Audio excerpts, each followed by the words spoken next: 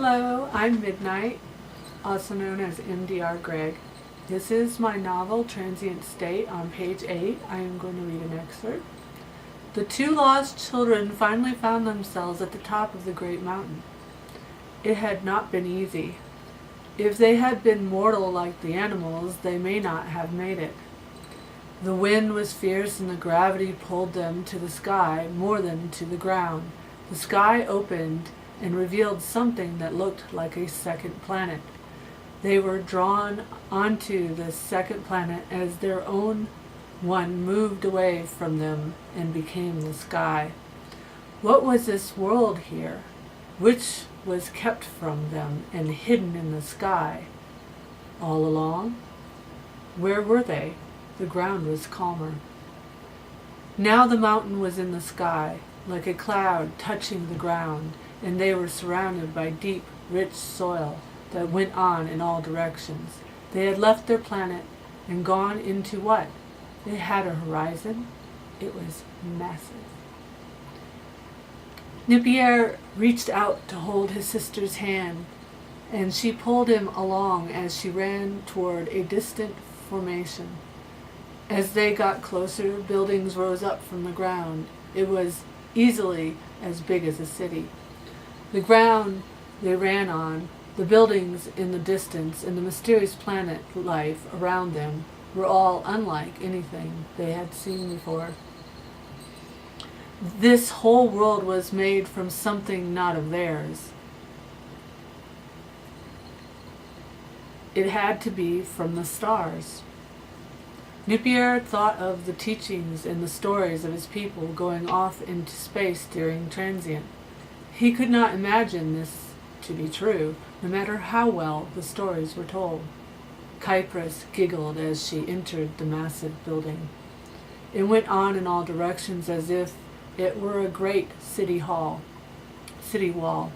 The door was hard and heavy as they pushed it open. His hands felt the rough surface. The coloring of the ground, the building, and the wall were distant from each other. Where was the vivid and deep? The planet they had left behind had nothing on it so bland and melded. Nor did it have anything so rough. M.D.R. looked at his hands, and the skin looked disturbed by the grating, massive stone door they had just pushed. As they walked in, the great wall was now behind them, and it was as if it had its own sun. The wall went on and disappeared into the horizon. The floor opened up to stairs. Looking toward the barriers, they could see the stairs stepping down into the darkness along the great wall, until that darkness also blended into the horizon. Out in the distance, there were floating floors in the shadows as the tops of massive buildings began somewhere down in the obscurity. Cypress squeezed his hand and pulled him down the steps. They got brighter as they descended toward the exceptional and empty city. The city was waiting for many people. There were two. This place knew there were two of them, and they heard the immense door close and seal behind them in the distance. As they turned their heads from the noise, they could see the lit path open up before them, guiding them far into the expanse and deep into the planet. This huge place perceived them to be the only survivors of the dead planet they had left behind. This place guided them to its center. Time passed as they walked toward the deep, distant light, even though they were more tired than when they had crossed the massive desert.